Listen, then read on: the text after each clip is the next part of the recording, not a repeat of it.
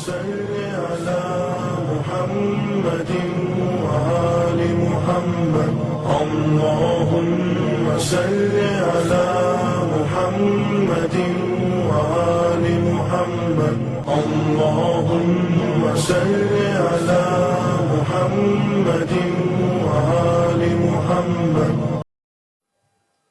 அஸ்ஸலாமு அலைக்கும் வரஹ்மத்துல்லாஹ். அல்லாஹ்வுடைய கிருபையினால அந்நஹ்வுல் வாலிஹ் அப்படிங்கிற கிதாபை நம்ம படிச்சுக்கிட்டு இருக்கிறோம். அதுல முஅரபு மப்னி சம்பந்தமா நம்ம என்ன செய்யறோம், படிக்கிறோம். இன்னும் சில உதாரணங்கள் போடுறாங்க கிதாபுல, அதை நம்ம பார்ப்போம். பாருங்க, பிஸ்மில்லாஹிர் ரஹ்மானிர் ரஹீம். நலர்து நலர்து இலத்தாயிரி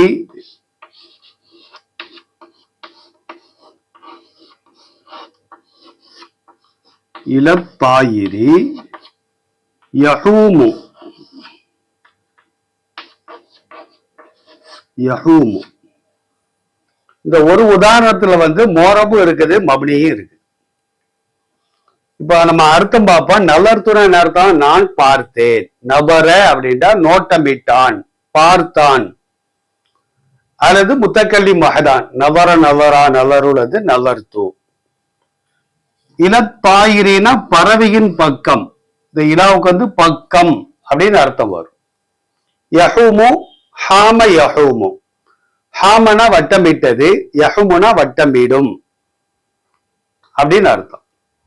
அப்ப நலர்த்து இலத்தாயிரி பறவையின் பக்கம் நான் நோட்டமிட்டேன். அந்த பறவை ஆகிறது யஹூமு, வட்டமிடுகிறது. இப்ப நவர்த்துங்கிற ஃபேல் மாதியான ஃபேல். மாதி எல்லாமே என்னதான், மப்னி தான். இங்க பாருங்க, முத்தக்கலி மஹதான் லம்மின் மீது மப்னி. முன்னால நஃபியுடைய எழுத்து மாவை போட்டாலும் நலர்த்துங்கிறது நலர்த்தும் தான் என்ன செய்யும், இருக்கும். இப்ப இலா என்பது ஹர்ஃபு. ஹர்ஃபுகள் எல்லாமே மப்னி தான். தாயிரிங்கிறது இஸ்மு, அது மோரப். மோரப் அது இஸ்மா இருக்குது, மற்றதின் பக்கம் இணைக்கப்பட்டிருக்குது. அசல் மப்னிக்கு என்ன செய்யலாம், ஒப்பாகல.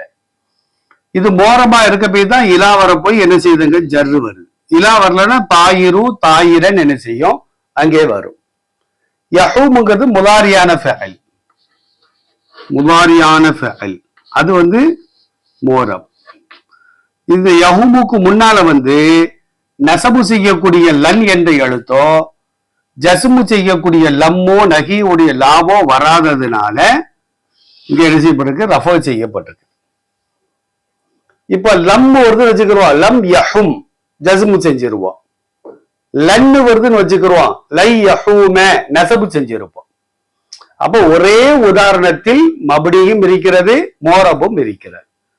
இதுல ரெண்டு மோரப் தான். தாயிருங்கிற இஸ்மு மோரப், யஹூமுங்கிற முலாரியான ஃபேல் மோரப். அதெல்லாமே இலாங்கிற ஹர்ஃபு மப்னி. நலர்த்துங்கிற மாதியான ஃபேல் அது என்னதான் இருக்குது, மப்னியாக இருக்கிறது. அப்ப நலர்த்து இலத்தாயிரி யஹூமு, பறவையை நான் பார்த்தேன், அது வட்டமிடுகிறது. இப்ப அடுத்த உதாரணம் பாருங்க. யஈசு ஸமகு ஃபில் மாஇ.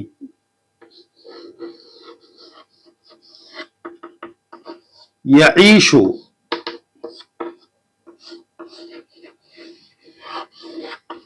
அஸ்ஸமகு ஃபில் மாஇ. இதுல மோரபும் இருக்குது, மப்னியும் இருக்கு. யஈஷு அப்படியே என்ன அர்த்தம், ஆஷ. அதனுடைய முலாரி தான் யஈஷு. ஆஷனா வாழ்ந்தான், யஈஷுனா வாழ்கிறான் அல்லது வாழ்வான். சமக்குனா மீன், ஃபில் மாயினா தண்ணீரில். மீனாகிறது தண்ணீரில் வாழ்கிறது. மீனாகிறது தண்ணீரில் வாழும், தரையில போட்டா செத்துரும். அப்ப யஈஷுங்கிற முலாரியான ஃபேல் மோரம். முன்னால நசபு செய்யக்கூடிய எழுத்துக்களோ ஜஸ்மு செய்யக்கூடிய எழுத்துக்களோ வராததுனால யஈஷு அது லம்பு செய்யப்பட்டிருக்கு. சமக்குங்கிறது என்னது? அது இஸ்மு. இஸ்முல வந்து அது மோரப்.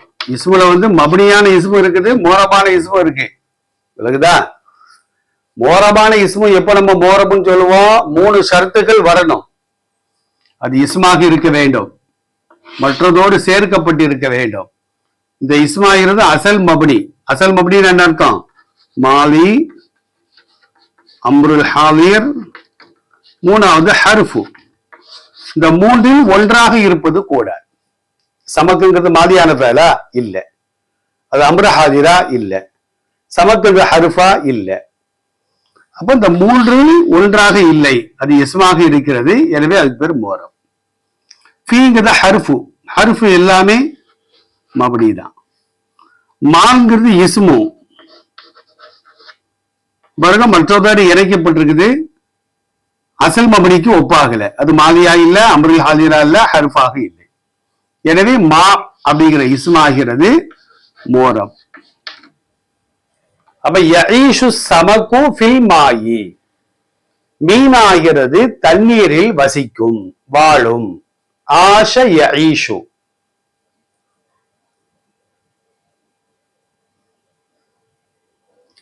அடுத்து ஒரு உதாரணம் பாருங்க. நஸலல் ஃபாரிசு,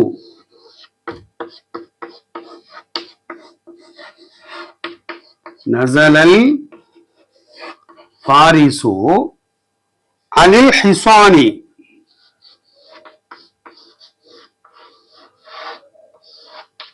அனில் ஹிசானி.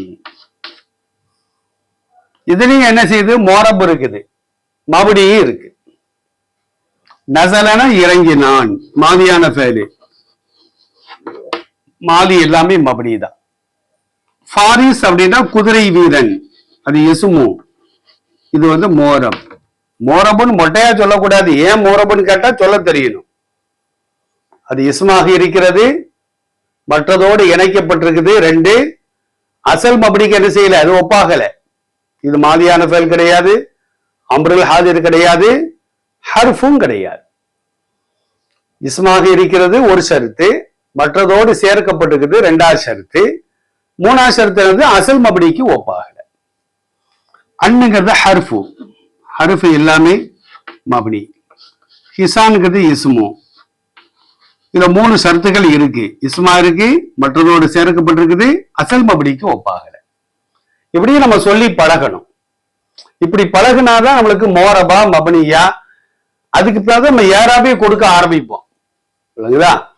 பாருங்க, அன்னு வரப்பைதான் அன்னு ஜாரி ஹிசானி மஜ்ரூர், ஜர் வருது. மோரபுடைய சட்டம் என்ன?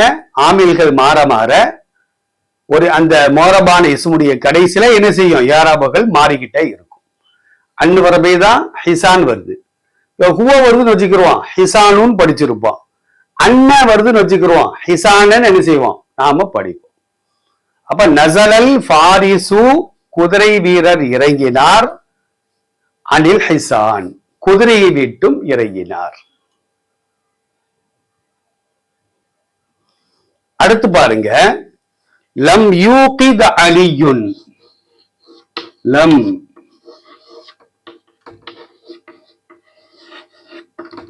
யூகித் அலியுன்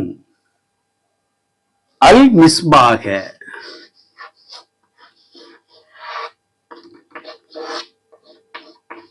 அல் மிஸ்பாக. இதுல என்ன இருக்குது? மோரப் இருக்குது, மபனி இருக்கு. இங்க பாருங்க, லம் யூகித், அவுகத யூகிதுன் இருக்கும். இங்க பாருங்க, யூகிதுன் இருக்கும் அசல்ல.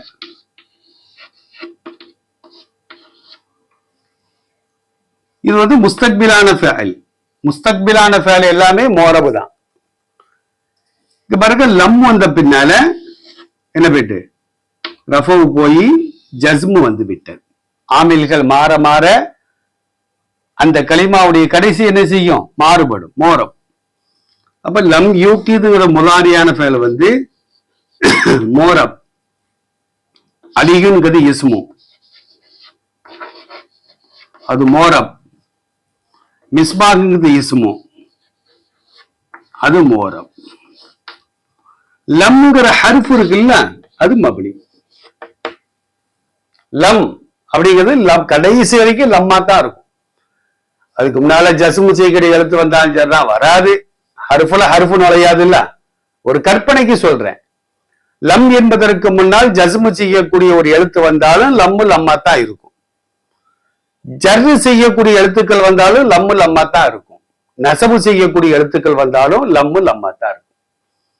அப்ப லம் யூகிது அலியுன் அல் மிஸ்பாக, அலி என்பவர் விளக்கை ஏற்றவில்லை.